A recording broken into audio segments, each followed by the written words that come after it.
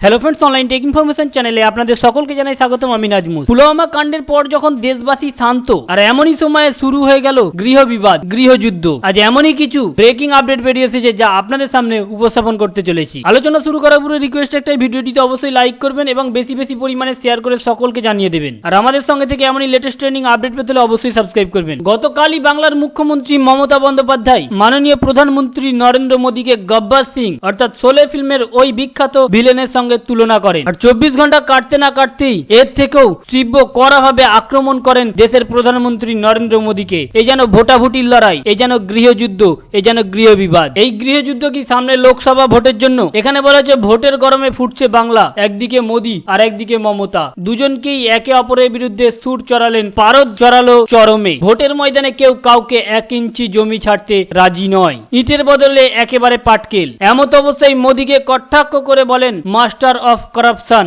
Master of arrogance. Modi is same of the country. শুধু এখানেই নয়, যেখানে তিনি তার ভাষণের দ্বারা পরিষ্কারভাবে বলেন দেশের সব থেকে বড় দুর্নীতিবাজ হলেন প্রধানমন্ত্রী। শুধু এখানেই ক্ষান্ত নয়, পুলওয়ামা কাণ্ড নিয়েও তিনি মুখ খোলেন। পুলওয়ামা কাণ্ড নিয়ে তিনি বলেন মোদির দেশের প্রধানমন্ত্রী পদের লজ্জা। পুলওয়ামার জওয়ানদের মৃত্যু নিয়ে ফের অল আউটে আক্রমণ মমতার। এদিন তিনি বলেন আমরা দেশের পক্ষে, মানুষের পক্ষে, জনগণের পক্ষে, কিন্তু আমরা মোদি বাবুর পক্ষে নয়। মোদি বাবু প্রধানমন্ত্রী দেশের লজ্জা। দেশের মানুষ প্রকৃত তথ্য জানতে পারছে না, আর এই অবস্থা গণতন্ত্রের পক্ষে উপযুক্ত নয়। এই বলে পুলওয়ামা হামলা নিয়ে একবার প্রধানমন্ত্রী নরেন্দ্র মোদীকে কড়া ভাষায় আক্রমণ করলেন মুখ্যমন্ত্রী মমতা বন্দ্যোপাধ্যায়। এদিন তিনি সরাসরি বলেন প্রধানমন্ত্রী জওয়ানদের রক্ত নিয়ে রাজনীতি করছে। জওয়ানদের রক্ত নিয়ে কেন রাজনীতি করা হবে? কেন তাদের বাঁচানোর চেষ্টা করা হলো না? আগে থেকে তথ্য জানা সত্ত্বেও কেন উদ্যোগ নেওয়া হলো না? শুধু তাই নয়, তিনি রাফাল নিয়েও মুখ খোলেন। তিনি বলেন নিজের জিনিস সুরক্ষিত রাখতে পারছে না কেন্দ্র,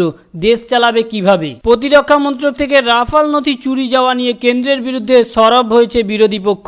মুখ্যমন্ত্রী মমতা বন্দ্যোপাধ্যায় আজ নবান্নে একাধিক কেন্দ্রকে প্রশ্ন করার পাশাপাশি রাফাল নিয়ে ফের সুর চড়ালেন। তিনি রহস্যবাক্যে বলেন চৌকিদারের ঘর থেকেই যদি রাফাল চুরি হয়ে যায় তাহলে সেই ঘটনার পূর্ণাঙ্গ তদন্ত করা হোক, দাবি জানিয়েছেন বাংলার মুখ্যমন্ত্রী মমতা বন্দ্যোপাধ্যায়। পাশাপাশি কেন্দ্রীয় শাসক দলকে কটাক্ষ করে তিনি বলেছেন নিজের জিনিস সুরক্ষিত রাখতে পারছে না কেন্দ্র, দেশ চালাবে কিভাবে? চুরি যদি হয়েই থাকে তাহলে কিভাবে চুরি হলো? চুরি এফআইআর দায়ের কি হয়েছে? প্রশ্ন তুললেন মুখ্যমন্ত্রী মমতা বন্দ্যোপাধ্যায়। তো ফ্রেন্ড, এই ছিল আজকের আপডেট। আপনি যদি স্বচ্ছ ভারতীয় নাগরিক হয়ে থাকেন, ভিডিওটিতে অবশ্যই একটা লাইক করবেন, আর আমাদের সঙ্গে থেকে এমনই আপডেট পেতে হলে অবশ্যই সাবস্ক্রাইব করবেন। Thank you friend, thank you for watching.